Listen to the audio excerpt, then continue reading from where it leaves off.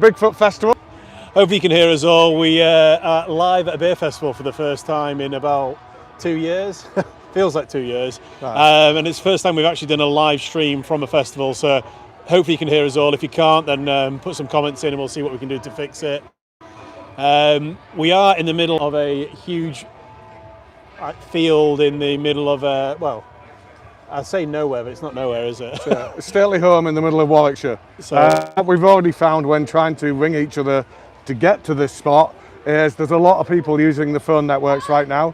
So it's possible this might have some streaming issues.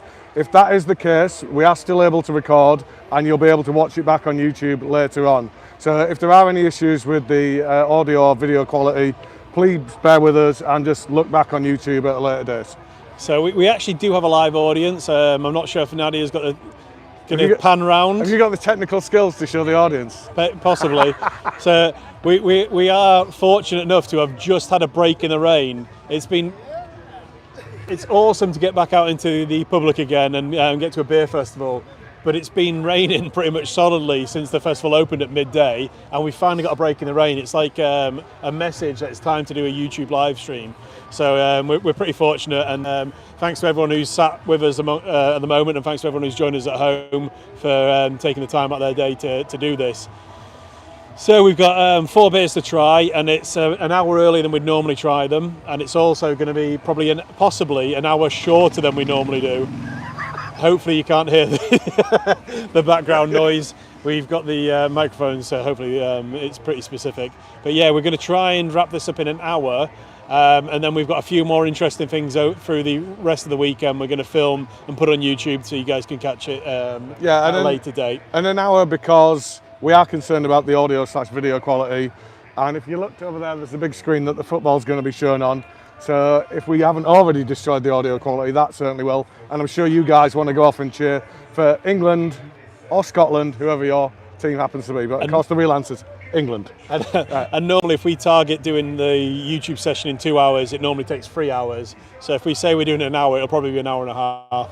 But we will try and get it wrapped up in time. So without further ado, please take Honey, I Shrunk the Impys out of your fridge. Give it a bit of a chance to warm up. It's going to be a rapid warm-up on this today's session. For you guys in the audience, just hold it. Yeah, just let it warm up in your hands. Because that beer is a stout, and it's going to taste better when it's got a bit more warmth and flavour going to it. And then, yeah, so the first beer is Time Travelling Tractor, which is pretty unusual for Brew York. So, well, we should probably say the 4 beers we're going to be doing. So we're going to be doing Time Travelling Tractor, which is when there's a bit of a diversion for us. We wouldn't ordinarily be doing a saison. We're then going into Best of a Bab's Bunch, which is the latest release in the Rhubarber Streisand series, coming in at 8%. We're then going to have what's probably our current favourite beer out at the moment of ours, which is Kirsch Russell, which is a cherry pie pastry sour. And then we're going to conclude with the one that Wayne's just asked you to get out of the fridge, which is honeycomb and oatmeal pale, coming in at 5.4%. So we're in a weird situation today where I think that you guys at home can probably hear more of what we're saying than the people sat in front of us. There's a lot going on. The festival's really picking up. People are arriving. There's a lot going on in the background. Please let us know as soon as you can if it's hard to hear us, and we'll just try and talk really loud for the people who are joining us. So sorry if you can't hear us. We'll try talking louder. Lee's good at this. I'm not so good at it. Yeah, I need volume control. I'm fine at this. So Nadia, I presume we're still taking questions? Yeah, so as per usual, if you want to get a question to us, put it in the comments field below the video. Nadia will then pass it across, and we'll also be fielding questions from the audience here live. No tiny hand. No tiny hand. Yes, he's not allowed to travel with us. Okay. And we're drinking from biodegradable festival glasses, which is amazing. So it's really unusual actually, because we're starting with a very strong beer at 7%. So Time Travelling Tractor, Lee's going to tell you a bit more about, but normally there's an incremental stage with the alcohol, but certain styles will suit the order we usually provide. So go for it. So we're going 7, 8, 6.5, 5.4 this time, which is slightly unusual, but there are reasons for that. So this beer is called Time Travelling Tractor. You may recognise that is a name similar to another beer in our range. So in our core range, we have a beer called Time Travelling Taxi, which is a hazy pale. So part of our expansion has been to move out to another site in York to create this big facility. And with our existing facility in York, we're now looking to do slightly more specialist beers, likes of saisons, bretted beers, mixed firm, spontaneous fermentation, etc. And this is the first beer to come out of that new project. So Alistair, who we call our special projects brewer, has taken the base recipe for Time Travelling Taxi. So he's taken the same malt, he's taken the same hops, and basically we've thrown a saison yeast at it. And a saison yeast has something called diastaticus, and what that does is, whereas the existing beer is 5.7%, because a Saccharomyces yeast can only go so far in terms of digesting sugar, if you throw a saison yeast at something, it has an enzyme in there called a glucoamylase, and the ordinarily unfermentable sugars get chewed up by this enzyme and then become fermentable. So it means that the beer therefore has more alcohol and it ends up drier, because all of the sweetness that would have been left from that sugar has been eaten up and converted into alcohol. So a taste? Yeah. So just for our audience, can you guys hear us? Because I'm conscious that there's a football match on in the background, and it's quite loud for us. So if you guys can hear us, then it's good, and hopefully people at home can't hear the football match, but if you can, brilliant. So that's great to hear. Right. So this is a pretty unusual beer for Brew York, because myself and Lee aren't big fans. It's fair to say I don't like saisons, and I don't think Lee's far behind me in terms of... I'm learning to like them. But what I really love is what saisons become when you barrel age them and you fully sour them. So we are hoping to do some really interesting stuff at the old brewery, which is the special project brewery now, doing fully soured beers with wild yeast and all sorts of other. So this particular one we've already put into barrel. So our special projects brewer Alistair has got a particular Brett and mixed culture that he's inoculated this particular beer with in 2 different red wine barrels. So this beer is now aging. It's been in there maybe a month and a half now. So probably in about another 5 months' time, we'll take that out and see what it's become. But like Wayne, my preference in terms of saison is more for the ones that have that bit of tartness to that comes with using like Brett, or the real clean, crisp ones like you would have with like Saison de Pont, which is the kind of textbook in terms of saisons. So anyone who's ever tried Time Travelling Taxi, the beer that the base beer this is originates from, Time Travelling Taxi is a double dry hopped pale ale. So it's a hazy pale, which is super hoppy, and we've gone for the same base malt bill, so it's still pretty hazy for a saison in particular, and it's got lots of interesting flavours coming through. And to me, it doesn't taste 7%, but I don't know whether lockdown's taken my taste buds away, and I think everything's low ABV nowadays. But haven't we always practiced in lockdown drinking stronger beers? Yeah. If our sales figures are anything to go by, you've all been smashing the big ABV stuff. Yeah. Hopefully you guys appreciate it. So hopefully you guys like this. The branding's obviously a bit of a twist on the Time Travelling Taxi. So the theme on Time Travelling Taxi is a souped up taxi, souped up tractor, obviously. Saisons are very much a farmhouse beer. So it's a style of beer that's brewed in farms. So hence the branding, which is a nice orange and yellow and green palette. Yes, so the saison's very much been in vogue on the continent for decades, if not centuries. And like Wayne says, it was a farmhouse beer.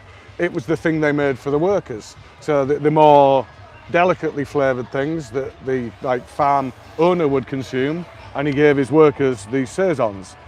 In the UK, we've not really seen saisons until, I think when we founded the business maybe 6 years ago, saisons were really starting to become a thing about then. And I think they've kind of kept the level going without really kind of hitting massively the mainstream. So one of the local breweries to us in York, one of the inspirations for me for starting Brew York was a brewery called Bad Seed Brewery. They do a really nice saison, but they do an amazing soured saison. Oh yeah, it's funk. Yeah, that is epic. So good. Yeah. So it's super rare. You never see it because they only make very, very small batches of it. So if you ever see Bad Seed Funk, buy it and savour it. It's such a good beer. Well, the last one we had was Funk Generation 2, so I presume Funk Generation 3 will be the next thing to appear. It could be like a 2-year, given lockdown, it could be a 2-year funked beer. Well, yeah, it was probably due out for festival season last year, and they've had to skip a year, so it will now be even more awesome. Okay, so unlike normal, this is like super fast for us. It's only been 10 minutes actually, so we've still got 4 minutes on this beer. So we're going to go through a few questions, and I'll top up our glass a bit. So one of the things that we've done during lockdown you read that, I'll top up is the work glass. out how to read Nadia's handwriting. I write like an accountant because I'm an accountant, and Nadia writes like a doctor. So between us, our writing is completely illegible. So BFG was one of my favourite beers you guys ever did. Any plans for another Go-style beer from Andrew Gunter? So BFG was a very unusual beer in terms of the we love sour beers. We love Goes beers. A Goes is more of a salty style sour. And we talked about in the live session, we think we went over the top on the salt on that beer. We think it was a really cool base beer. We think the saltiness, salinity? Yeah. Salinity, indeed. Was a little bit too The idea high. of Goes, it's a complex balance between sourness and salinity and whatever other flavours you're chucking in there. And I think we definitely did not get the balance right with that one. It's nice to hear that you really enjoyed that particular beer. But the majority of the feedback we've had on that beer was a little too salty. But it was a cool beer, and it was a bit outside the box, and we'd love to do that style again. And Roddy, our production manager, was massively involved in that. He'll appreciate the shout out for this beer. And I'm sure he'd love the chance to Put less salt in. Yeah, do another version with maybe more salt. I don't know. Let's dial it in. So yeah, thanks for the question, and you probably won't see BFG again, but you will definitely see a Goes. So have we got any questions in the audience? Anyone? Put you on the spot there? Not at the minute? No? Don't worry, think about it. We've got. Who's going to win the football? Well, England, obviously. Give me a difficult one. I'd like to know where you get the inspiration for these special beers. So where do we get our inspiration for all these different beers that we do? There is no one universal answer to that. It can come from anywhere. So we have an internal communication tool. So anybody within our team can chuck in ideas for beers. If they don't have a beer idea, maybe they've got a great name idea. You probably have recognised that naming of beers is a bit of a forte of ours, and that's a big group effort. But inspiration really can come from anywhere. It might be a cocktail that I've had somewhere that we want to interpret into a beer. In the past, I've eaten a dessert and thought, that needs to be a beer. Perhaps it's like with Toncoco. We'd had a fantastic stout that had coconut in. Someone else had made that. And then we had a Tonka containing beer at Leeds International Beer Festival, which is Tonka from Hawkshead. Hawkshead. Yeah. And we loved those two ingredients in stouts. And we thought, well, the fusion of those two could be something quite interesting. You can carry on, it's fine. So it's been an interesting year with COVID and everything else. We've obviously had to take a lot of our inspiration from more direct things. Takeaways have been a huge thing this year. I don't know about you guys, but I'm certainly feeling it. I'm probably sat on here thinking, fucking, excuse me, effing. It's usually Lee who drops the F-bomb first. First beer, Jesus. Yeah. You almost said it in response. So takeaways and things like that. But one of the things that we've done a lot of in previous years is coming to festivals like this, chatting with our peers, chatting with the breweries who've inspired us to do what we do, and then seeing some interesting beers and cool things they're doing, thinking what could we do to take that beer and do something with a Brew York twist, what we could do to make that our type of beer. So we haven't had that inspiration for at least a year. So it's pretty cool today to start drinking amongst other brewers again. Go and get drunk and steal some ideas.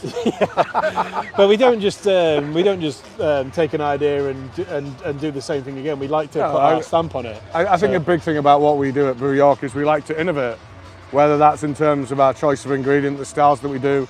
or the kind of production methodology that we use to create these beers. So yeah. I can't believe I'm going to get in trouble with my mum tonight. She's probably watching, and then normally she always tells me how much Lee swears on this, and I dropped an F-bomb first. So. I apologise Sorry, on Mum. Wayne's behalf, Anne. Nice. Okay. So a couple more questions coming in. So Ian Hay, Regular watcher from the northeast. not a question. I just wanted to say, nice to see you out at festival again. Can't wait to get down to your tap room and see you in the future. Cheers, Ian. Likewise, it's going to be really good to start interacting with people again. It's a bit surreal. We feel like we're doing something naughty. It feels like we're doing something illegal at this festival because we're actually talking to people and interacting again.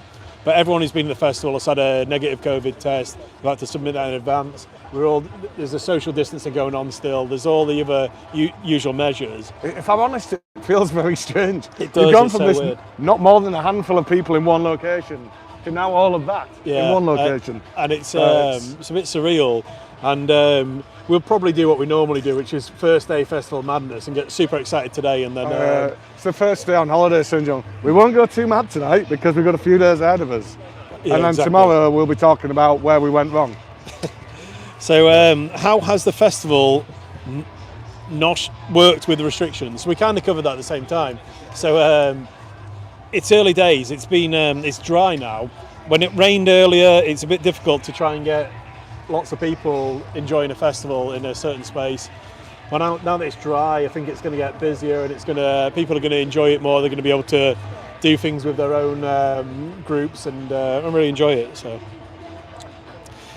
So another question: how do you guys hide the alcohol so well? So much better than most other breweries. Some of your 10% plus beers taste like drinking pop. That's from Bill. Yeah. Well, it's a good thing and a bad thing, I guess. we have a bit of a sweet tooth. So creating a beer, creating a recipe is about striking a balance of sweetness and bitterness. And there's a particular ratio that you're supposed to strike to get balance. We don't always hit that bang on. We sometimes then go more towards the sweet, and the sweetness has the ability of masking some of that alcohol. So in doing that, yeah, we can make very big beers taste like not so big beers and get you all in a bit of trouble. So, speaking of big beers, let's go for an 8% next. We've gone from 7%, might as well up it a little bit. So, best of a Babs bunch. So, hopefully, most people who watching us on YouTube or joining us today have tasted Rhubarber Streisand, one of our signature beers. It's one which we've I've got to say it's a bit of a love-hate relationship. You guys love it, the brewers hate it, and the reason our brewers hate it is because it's a difficult beer to brew. It's a milkshake pale, which means it's got lactose in there, it's got a lot of oat in there, and it has a tendency to stick, which means that when the guys are brewing, when they initially mash in, when they mix the hot liquor, so hot water with the grain, it mixes and it tends to turn into a bit of porridge. So it's quite hard for them to. Well, that's a very good way of describing it, actually. Think about when you're making porridge and how you've got this dry thing and this liquid thing, and then it becomes this really stodgy thing. Yeah. That's what happens in the mash tun, and it makes it really, really hard for the liquid to then flow through into the kettle where we need it to be next. So yeah, think about leaving your porridge for 5 minutes and how thick and gloopy it gets. It's not quite the same with brewing, but that's the difficulties the brewers have. They need to get that wort, so the sugary liquid, out of the grain and into our brewing kettle, and then leave the grain behind. And it's been a bit of a pain in our old brew kit. I think our new brew house is a little bit better at dealing with this beer, but we've actually had to reduce the oat content a little bit. So our new kit is very fancy, meaning it does everything very quickly. And quickly, when you've got challenges like that, actually makes for a bit of a problem. So yeah, that's where the love-hate comes from. So Rhubarber Streisand, if anyone was watching actually live on the farm this week, which I wasn't at the time, but one of our customers put our beer forward. So Jules. On Channel 5 on Tuesday, I believe, they did a live on the farm special, and Helen Skelton, and I'm not sure what the other presenter was I called. don't know his name We're either. drinking Rhubarber Streisand on live TV, which is pretty cool. And they really enjoyed it, which is pretty awesome when you didn't even know that your beer was going to go on live TV. And people love it. So, And up until now, that was my favourite variant. They had the sour one on Channel 5. yeah, Because we've done the standard, we've done one with extra vanilla, which we call the extra custard extra edition. custard, yeah. We then did the sour, now we've done this bigger one. And for me, this is the best one because I think that the body's really there. It's really thick and creamy, which So- complements the flavours. So we did preempt it. We called it Best of a Babs Bunch because Lilith, our brewery assistant, No, assistant brewer, has sorry. been promoted. Our assistant brewer came up with a name. We thought it was an amazing name, and we needed to brew a rhubarber variant to live up to the name. And we went bigger in ABV, so bigger in strength. And by going bigger in strength, you've got a lot of other things that happen. So the body, the sweetness, the flavours all work better with a stronger beer. So it's a really cool variant of rhubarber. And the guys at United by Design, who do our branding, did an awesome job again. They amped it up. They really made the Best of the Babs Bunch. The Proper disco variant, isn't it? Yeah. Disco Diva Babs. So I think this is another great example of how different members of our team have contributed. I think every beer we're doing tonight is named by a different member of our team. Yeah, well, exactly. There's been a great contribution to this one. So Lee said earlier we have a group communication chat thing. So we always ask people for ideas, and it doesn't always start with the beer. Sometimes it starts with a name, but a lot of the times we've got a beer, we really need a name. So guys, throw your ideas in. And we've had a few, and Josh, who stood behind the camera, has got one coming out soon. Remind me which one. I took the Midnight Grain, going anywhere. We've used a malt called Midnight. It's just called Midnight, isn't it? No, Midnight Wheat. Midnight Wheat. It's made by Brew in the US. We can only get it a few times a year because it has to be imported. So we were focusing on the actual grain on this beer. Yeah. So we were trying to think of a name that had midnight in it, and Midnight Grain. So I would tell you what that particular grain does, but you'll have to tune into a future edition to find out. But yeah, we've done all sorts like that. But sometimes it's people. If you got a really cool idea for a name, the guys share it on our chat group, and then we're like, well, what could we do with that name to make it a really cool beer? Off your top of your head, can you think of one that we've gone that route on? Based on the name? Yeah. Well, I mean, this one was. I mean, Lilith said you need to do a bigger rhubarber and you need to call it this. We've got two Right, more. okay, let's do it. We've got two coming out in summer, which we had the name before we had the beers. We're not going to reveal them now. We'll talk about the next one. We've got some really cool names that we think are. Right, if you're in the audience, have a beer with me later. Yeah, we'll tell you that. I will not be able to hold my mouth shut. But we've got some really funny ones that we think are hilarious. Hopefully, you guys at home think they're hilarious as well. But Look, let's drop one hint. A martial arts combo. yeah, we've got. Well, actually, the big hint is for London Craft Beer Festival this year, which is also a We Are Beer event. We're going very heavy on the 80s. So our whole vault, our theme is going to be 80s. It's going to be pretty cool. Nadia's got a lot of ideas here, and we're going to have to live up to them, I think. You're going to have pop socks on and fluorescent light colour. Yeah, well, it's better than the. Not sure how high the camera goes. I don't think I can lift my leg that high, but yeah, it's better than the Brew as well as. But they are so warm and they're comfortable, and I don't care if they look stupid. So yeah, Rhubarber Streisand, Best of a Babs Bunch. Hopefully you guys are enjoying it. So, why don't you tell us below the thread, have you consumed these beers before? In your mind, where does this sit alongside the other beers? Is it the Best of a Babs Is this Bunch? the best of the Babs Bunch, or perhaps not? I Have get you- a few nods in the audience here, so maybe good. So good question here from. Sorry? So We've been told from the audience it's much better than the original rhubarber. Another member of the audience says prefer the audience rhubarber. are divided. Well, Right. we need to go super sweet, don't we? So we've got. Okay. I think the conclusion we've reached is if you have a really sweet tooth, this is the better one. If you don't, perhaps the other one. Yeah. So we've got a question from Craig. Have you ever done a customer-based beer name poll? And it's an interesting one because actually we've got a much better interactive social media following from YouTube Live, from you guys, from our subscribers, from a lot of stuff we do now, which we haven't done one. Well, we haven't done a but poll. We did one at a beer festival. We have made, well, we've done two things. We made a beer where we asked people to send in their ideas and their name, a name for the beer, and that's where Blood Eagle came from all those years ago. So that was actually a beer festival we hosted ourselves.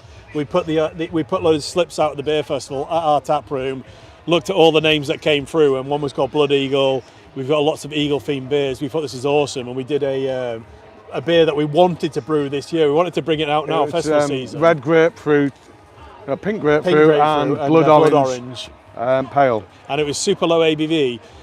If anyone's drank a beer called Schofferhofer.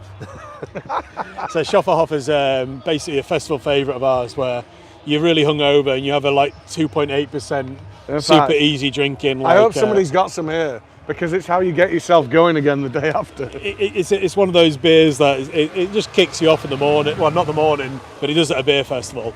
And Blood Eagle had the same effect. It was such a really refreshing beer. It was about, I think it's 4.5%. Easy I love the way that we can call that really low and really easy low going. ABV, yeah. But it was really cool beer, and it was a festival favourite.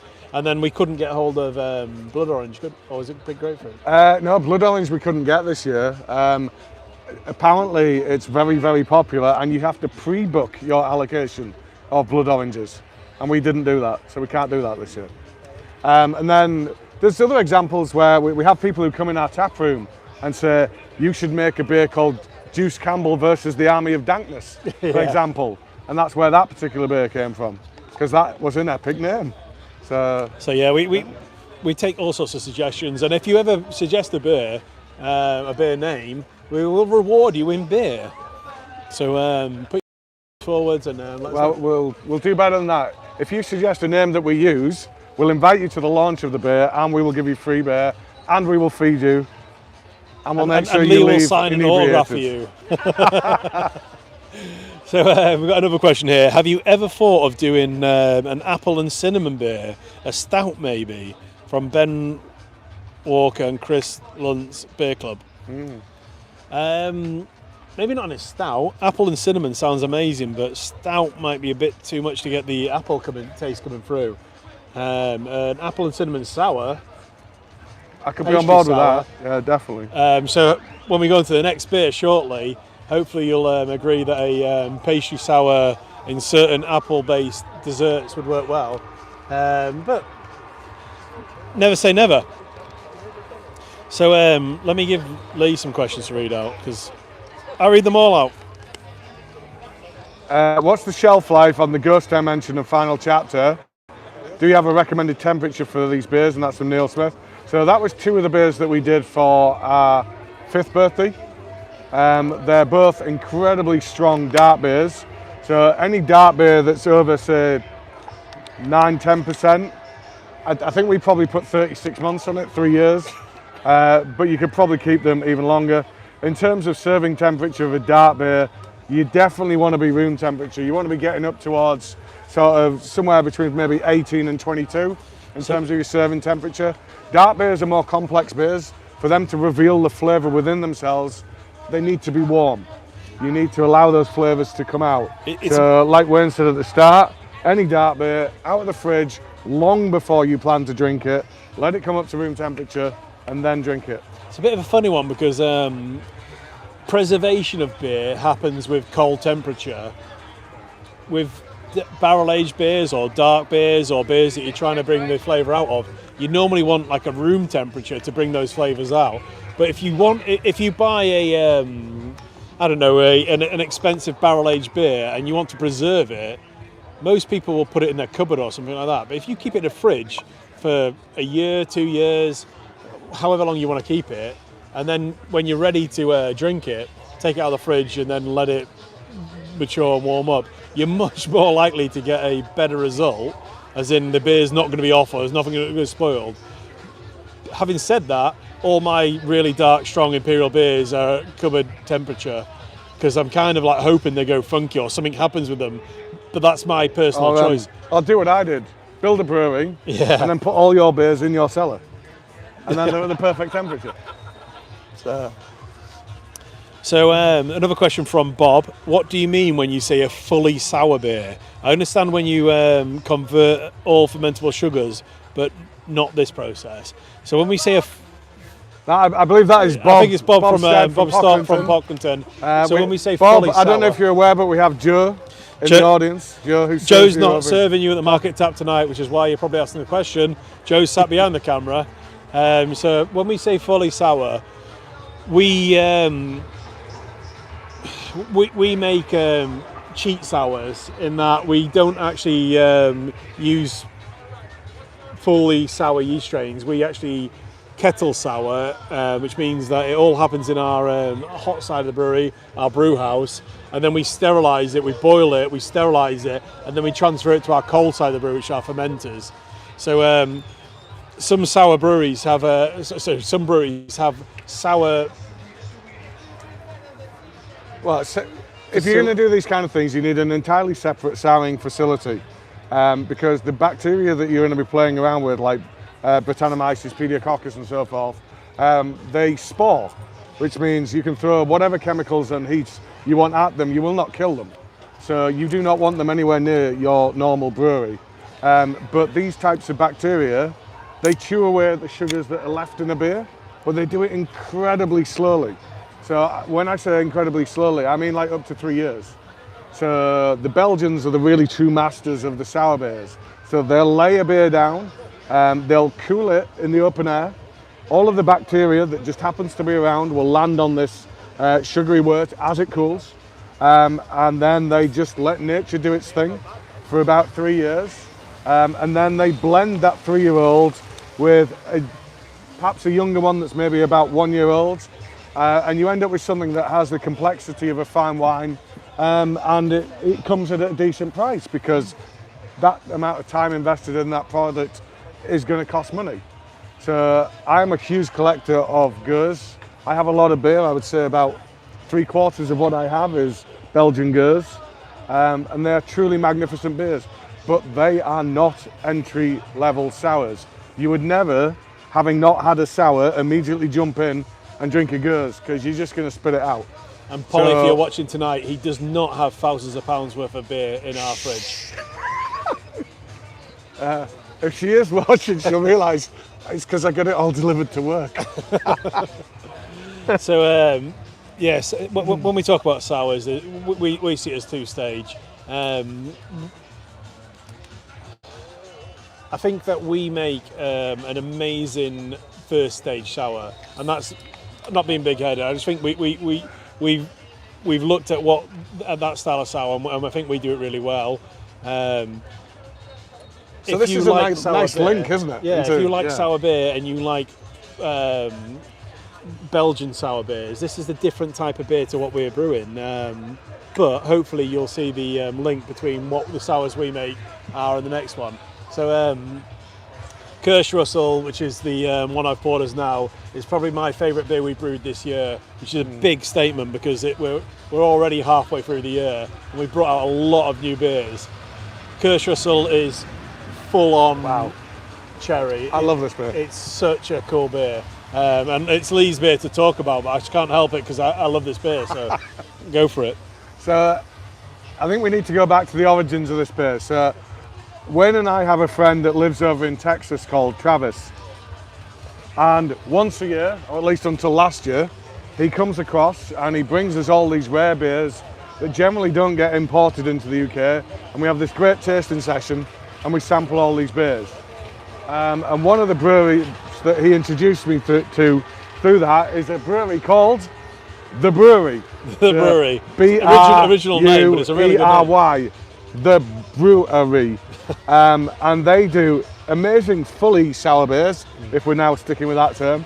And they also do incredible stouts and incredible sours like this. And they did a beer that was designed to taste like a cherry pie. And I thought, that is epic. I want to have a go at recreating a cherry pie also in a beer, and hence we created this. So this is the most fruit we have ever put in a beer. So this has 750 kilos of concentrated cherry. And when you think a concentrate of a cherry is about fourfold. So what that actually means is they took 3 tons of cherries, and that's what went into this. So this has 3 tons of cherries in. Sorry, I'll come to you in a second. And into that, we've then added lactose, which gives the milky kind of sweetness. We used maltodextrin, which is what you make candy floss from, which gives body and also sweetness. And then we put some cinnamon in there to give that real kind of dessert character, and then vanilla that also gives that real kind of dessert character to it. It tastes like a cherry pie, but not too intense. It's not too sour. It's not too sweet. I think we've got the balance in this beer really, really good. And we don't big up our own beers very often. We don't like talk about our stuff. But I think this is one of the occasions where we've got this spot on. This is such a cool beer, and I'm so pleased with it. So, cheers, dude. Enough said. Enjoy. I believe we were about to have a audience question. So, I'd say this is 10 out of 10 beer. Thank you. It's like my favourite beer you guys have done. When you say 750 kilos of cherry, how much is that in proportion to the brewery? Oh, good question. So yeah, we've just moved up to a much bigger brewery than we were used to be in. So 750 kilograms of cherry in our original brew house was a lot. In our new brew house, it's still a lot, but it's our brew length now is 5,000 litres. So it would have been 750 kilos into 5,000 litres. But you have to bear in 15% mind that you don't yield. Counting. I know this. But slightly more concentrated that, because you don't yield 5,000 litres. 5,000 litres goes into the start of the process, but what ends up in these little things down here is not 5,000 litres. So it's slightly more than that number. And the cherry goes in at a different stage. It's a goddamn lot. Yeah.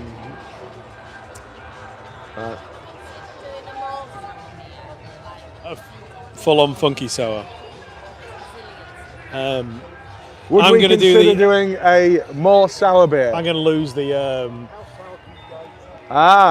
So whoever had I'm lose the sweep sleep steak today, even though it's so short. But I figured that if I go now, then it gets me a chance to take a photo of Waters with all these cans behind him, which would make amazing photos.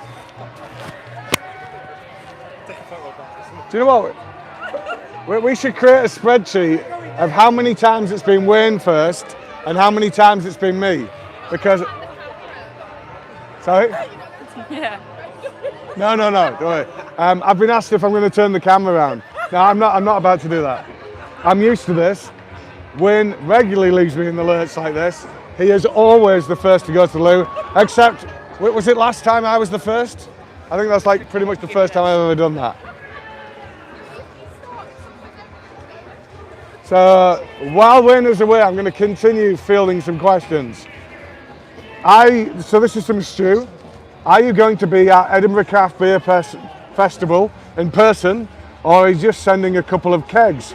Either way, I'll be drinking them. And that's from Stu. Are you waving at Joe? I thought you. Hi, Pocklington. So for our audience in Pocklington, are they aware of? Right, this is our soon-to-be departing manager Joe, who has done an amazing job managing our Pocklington bar, but unfortunately has bigger and better things to go on and do. Still love the brand. Still be drinking all the time. So, Andy, Nadia, who looks after our events, are we going to Edinburgh in person, or are we just sending some gigs? Yes, but obviously it falls before the July 19th. So let's see what. The answer I'm being told is yes, that is the current intention, but because Bojo has pushed the relaxation back to 19th of July, have I got that date right? And it falls before that, we're just waiting on some clarification. But assuming it goes ahead, we will be there in person, and you can have a chat with us while you drink our beers. Thank you, Joe. Sorry, very short, brief cameo, but you did get to say hi to Poc. Next one. Please could you give a shout out to Kimberly, who's sat in the front row. And her Twitter, I didn't need to be told this. Her Craft Twitter Beer handle Pinup. is Craft Beer Pinup. I already knew that. Anyway, and that's from Craig. So yeah, shout out to Thanks for joining us Kimberly, tonight. otherwise known as Craft Beer Pinup. There you go. Have we got any more? Can No, I, that can I was it stick from on this us. bit? No, I meant beer. Can I stick on that beer? Oh yeah. Yes. Make Oh, sure you God, leave we've some for got me a fair there. bit more as well. Leave some for me. So, do we have any more questions in the audience? No. Waters, have you got a question? Don't ask him. we're before the watershed. He's not allowed to ask a The question. Waters shed. Watershed, dude. Joe, sorry, you have a question. The saison is meant to be spicy, sort of dry and spicy. It comes from the yeast. What gives it its spice? Oh, sorry, yeah. Right. Sorry. Everyone at home's wondering what we're talking about. It To comes from reiterate yeast. I'll ask the question and then you can start doing the answer. So we've just been asked, in a saison, what gives it that kind of peppery character? It comes from the yeast. So the main difference between saison and and a pale ale or an IPA is the yeast, and the yeast you use in that style of beer brings out different flavour profiles. In particular, like a funky farmhousey type taste as well as a peppery taste. So yeah, saisons are usually a little bit different to a pale ale, and that's it's a personal preference thing. I've tasted some really good saisons that I've really enjoyed that I wouldn't have even questioned whether they were a pale ale or a saison. I would have just drank it as thinking it was pale ale. And then some of them are really intense, and if you like that style of beer, you really do like that. But it's personal preference. It's not really for me, but the sour version of it is. I love the super soured version. I love on the tasting where we're releasing our saison, we're all telling everybody how much we don't like saison. Well, we've got to be honest. It's an interesting marketing strategy. Who's the Star Wars fan? Who isn't a Star Wars? The question is, who's a Star Wars fan? The answer is, who isn't? And the answer is Nadia on social media marketing, who's done a great job of promoting it despite not even liking or enjoying Star Wars. So the Star Wars thing came from years back, didn't it? I named the Mos Eisley Eisley. Katerina one, and then John, who John, looks after our bars, came up with the Mandalorian. And he suggested that maybe like November last year. And we're like, well, obviously we have to do it for Star Wars Day, which we almost achieved. And then the cannon labeler was stuck in the Suez Canal on the Evergreen. Green. Yeah, we got screwed over by that. Our can labelling machine actually arrives next week. Finally, after all this, our can labelling machine arrives next Don't week. clap yet. It was Yeah, it also hasn't arrived arriving yet. last week. Yeah, it was supposed Who to knows arrive when last it's week, coming? so. It's been really difficult, to be honest with you, to try and keep releasing new beers while this has been going on in the background. So for core beers, anything that we brew regularly, it's been straightforward because we've got those cans, we can still brew those beers. We've really struggled, and we've actually got 2 beers sat in can waiting to release, which we can't release until we label it. And that's a horrible position for us to be in because we want the beer to be out super fresh. So next week, we've got the label delivered, and then we've got like the week after solid canning. There's so many new beers that we're about to bring out, which is great news for you guys.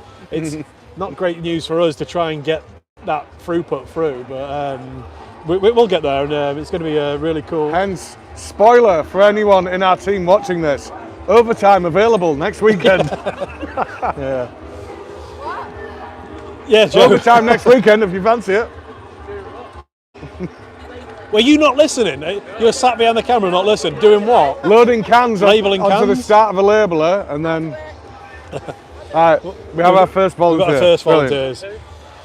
So at this point, we move on to the last beer. It's 45 minutes. It's about right time, isn't it?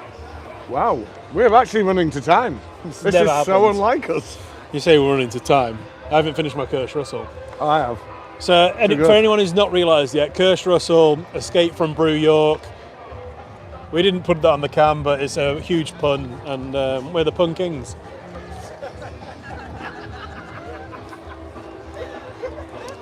So, Am I pouring this one? Sorry. Yeah, on to the last beer.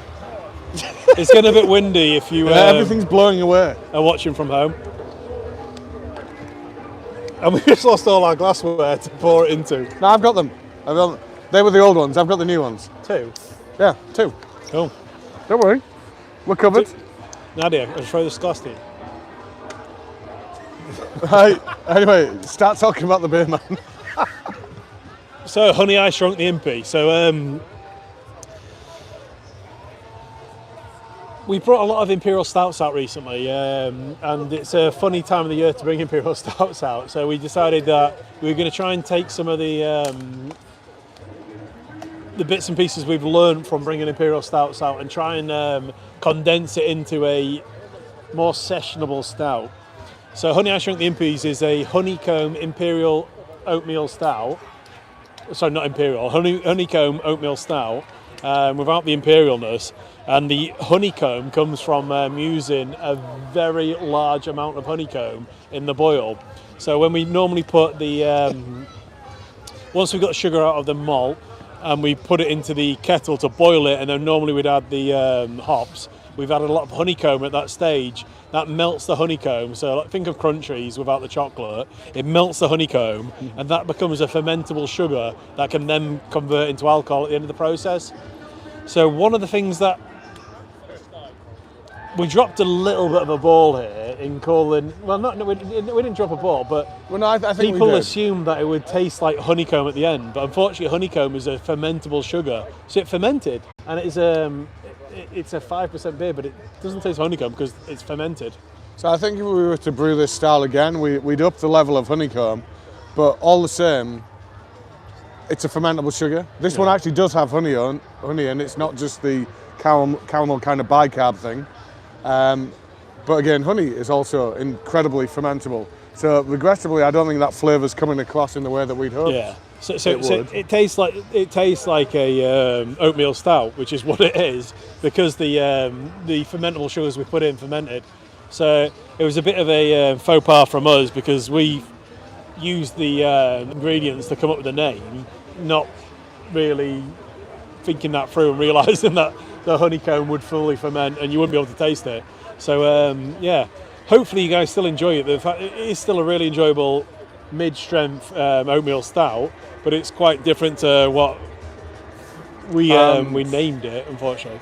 And in our kind of 80s retro thing that you were, is it an 80s? It's probably a 90s film, is it? I don't know. 90s. 90s. I remember going to America in 93 and there being like massive Honey, I Shrunk the Kids things at Disney World. Ah, well, there you go. So what did you do in 1993, Nadia? You were born? You were born in 90. Wow. So yeah, the inspiration behind this beer in terms of the name, I presume we don't need to tell you about that. A pretty famous Rick Moranis film. Whatever happened to Rick Moranis? Ghostbusters. Do you remember Ghostbusters? I remember. He was the next one over. He was the one that went after Sigourney Weaver. Yeah. So yeah, the inspiration kit, a big part of this was the honeycomb we used in it, and yeah, it's a really enjoyable, especially if you try it on cask, really enjoyable cask oatmeal stout. Yeah, it's. So I'm just laughing because I'm either getting dripped on or something's falling on or me. someone's walking behind us. One or the other. But at least it shows you we are live at a beer festival. So at this point, we usually tell you what's coming up in the subscription box next time. So the headline 4 are going to be, and I'm going to have to refer to our notes. The can label arrived, so we've got this backlog of super special beers that we've been ready to release. So we've got loads of awesome beers. So including, I think we should give this a bit better time. So the first ever Pilsner, is that what you're going? Reverse osmosis kit. We talk about this a little bit. But we've got a kit that takes our water back to nothing. So reverse osmosis, take your base water back to pretty much 0, and you can brew any style of beer you want from that water. So we're going to release a Pilsner called, continuing our obsession with eagles, Golden Eagle. So there's going to be a Golden Eagle, which is the most noble of birds, brewed with the most noble of hops, Saz, which is a Czech hop. So it's a true Czech style Pilsner. So that'll be the first beer that we'll be tasting on the next of these sessions. The second is going to be a beer that's not shown up for the last 2 years. Yeah, it's pretty exciting to bring it back. So one of my favourite artworks on a can we've ever done, but also one of my favourite beers was Ex-Parrot. So Ex-Parrot we brought out in summer, 6.5% tropical fruit IPA. So it's basically, I'd say it's Juice Forsyth, but big. And it's not really, because Juice Forsyth is actually Ex-Parrot, but small. Because that's what we did. We took Ex-Parrot and we dialed it down to a sessionable strength, and we took a lot out of it in doing that. So if you like Juice Forsyth, you think that's a great beer, Ex-Parrot's the beer that you really want to try, because that's the one that we didn't brew it for a few years because it was very similar to what we did with Juice Forsyth. So to make it a bit different this time, I've doubled the fruit in it. You didn't know that, did you? No, he's doubled the price of it. Brilliant. So yeah, even more pineapple. Yeah. In fact, now we've done more than that. So we've gone pineapple guava. We dropped the passion fruit that used to be in it previously, and we've gone guava. Guava. It should be even more tropical this time. It's guava's one of my favourite fruits in beer. It's just, it doesn't work on its own, but if you pair it with something else and you do something with it, it's such a good fruit. So yeah, then are we going for the big hitter now? Or, no. The semi-big hitter, the 9.1% new release. So it's quite a big pack next time. So the next beer, the third beer in the next tasting, will be the Hoptimist 2021. So our annual dipper release, this time made with Strata and Idaho 7. So first time we've used Strata in any beer. So Hoptimist is the beer that basically made my other half tell me that I can't drink it before a certain before time. 9 p.m. So it became a rule that I can't drink Hoptimist before 9 p.m. because we brought this beer out and I really tastes like enjoyed juice, it. but it's 9%. And it tasted so easy drinking that I was drinking it we were going for a beer at 6 p.m. or whatever, and I was drinking a couple of Optimists, and lo and behold, I was ready for bed by 9 p.m. So it is the beer that became the no Optimist before 9 p.m. Well, yeah, I think we called it Wayne's Nemesis. It would destroy you. It's an awesome beer. It's one we originally brewed with North Riding Brewery, actually. Yeah, Stu from Scarborough. And then concluding the tasting next time is the next in the State of Mind series, which is barrel-aged John Biscotti. It has been barrel-aged in a port pipe. So the first ever beer that we've aged in a port pipe.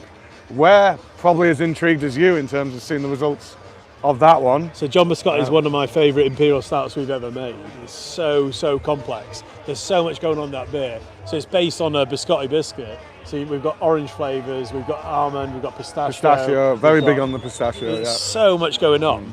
And then when we got the opportunity to barrel age that, we were a bit, no, we're not going to just put it in bourbon, because as soon as you put it in bourbon, the bourbon overpowers. We bought the port pipe and we were waiting for the right thing to put into the port pipe.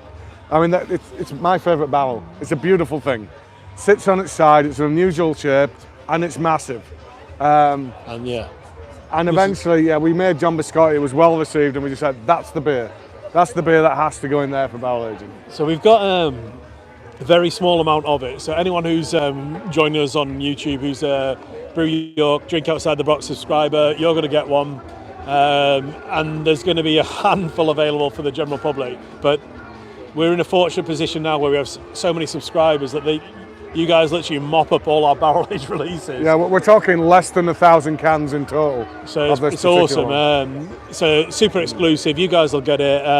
There'll be a handful available on the web shop, and then we've got a few more releases in the next couple of months where we've actually brewed them at the new site, where we've got more volume of it and we can release it wider. But this is like one of the last few super exclusive beers. So if you get a chance, I'm not putting it out there, but it's going to be good, isn't it? It's John Biscotti. It's got to be good. Well, everybody loved the original beer, and I can't imagine putting in a port barrel has made it worse. Yeah. So, hopefully it's going to be great. And then in terms of where we're doing the next tasting, that's a TBC one, but we'd like to do it with a live audience again. Obviously, things are a little difficult. The plan was to do interactive with the audience, hopefully in our tap room or beer hall. we really don't know with the restrictions that are going on. We don't know what's going to happen, but we'll let you guys know as soon as we can, and hopefully invite you all down to do something really cool. We're 4 minutes early, and I'm just shivering and thinking, God, I wonder if we're running over. I've got a lovely hoodie on. I'm really nice. Should we do a couple more questions so that before we wrap up? Yeah. So we've various other beers coming up over the next month. The one I'm going to flag, which is not one, it is in fact 4. Okay. We are debuting a series of 4 beers here that have been made in partnership with YCH Hops. They've just released a blend of cryo. They basically threw some liquid nitrogen at some hops. It separates the bract, which is the vegetable part, from the bit that has all the flavour. And then they've blended different varieties into this secret blend called Cryo Pop, which makes there be more. Cheers, lads. Which it leaves more hop soluble compounds in the beer. And we've made a quadrilogy of beers as a bit of a scientific experiment. One of them has only that blend in. One of them we've gone a bit traditional, we've gone Chinook. One of them we've gone kind of new normal with Idaho 7. And then one of them we've gone with the new kind of strain, which the Neo-Mexicanas strains of hops, from which so far they've had Sabro and Talus. So we've gone Talus in that particular one. So one of the things we haven't mentioned, for anyone joining us at home, is these aren't going to be part of your normal Brew York Drink Outside the Box subscription. That we've got pretty much 7 brand new beers to put out into your box next month anyway. So you're going to have like loads of new beers. So if you want to try the Survivor Series beers, you've got an exclusive discount this weekend. You guys can log in and order them. They won't be part of your box, but if you want to try them, you've got a chance to. You'll enjoy them. I think you will, and you'll enjoy a few of the extras we've done. Me and Lee are going to wrestle later. It's going to be pretty intense. So we're going to get we're going to get that on YouTube, and Waters is going to be the referee. And if you happen to be a Bigfoot, you can come and try them here. But if that's true, why are you not there? Yeah. Failing that, we are launching them in our tap room next Wednesday, where we've got. Good shout. So in our tap room on Wednesday next week, we're going to do an interactive tasting with. Are you joining me? I'll be there. So Carlo, who's come up with the recipes and brewed the particular beers, is going to be joining us. So it's going to be super interactive, considering we're still restricted, but we're going to set it out like we do with the football. Lots of tables of 2. Myself, Lee, Carlo, one of the brewers who helped come up with the recipe, and Jason from Yakima Chief. He's going to do an interactive talking. We're going to do some free samples. So get down to the tap room for some free beer, and hopefully you guys will enjoy it. So Wednesday night. So I think we'll conclude with the last few questions, and then we'll all go watch the football. When are you re-releasing Twisted Transistor, my favourite of your beers, from Andrew? I think the wider question is, when are we next doing a sour IPA? Yeah, it's been a while. Because we've not done one for a while, have we? And I don't think we have one on the schedule anytime soon. Philly Harmonic we did. Which was done in a slightly different way. It was done pre-pandemic? Mid-pandemic? Mid-pandemic. We are due to release a sour IPA at some point this year. I forget when. I think it is Twisted Transistor though, isn't it? Yeah. Yeah? Anyone? Yeah. They're all nodding. So yeah, we are bringing back a sour IPA at some point this year, and it is almost certainly Twisted Transistor. So you will get your wish. We just cannot tell you when. So any last questions from the audience before we wrap it up on camera? Because we'll obviously talk to you guys as soon as camera's gone down anyway. No. So this is like a super efficient, relatively short live tasting. But don't worry. We're going to do a couple of sessions about the Survivor Series beers. We're going to upload those to YouTube as well, so hopefully you guys will enjoy them. But thanks for joining us, and come back next month for a and if you've been drinking on your own and you've managed to keep up with that slick pace, salute.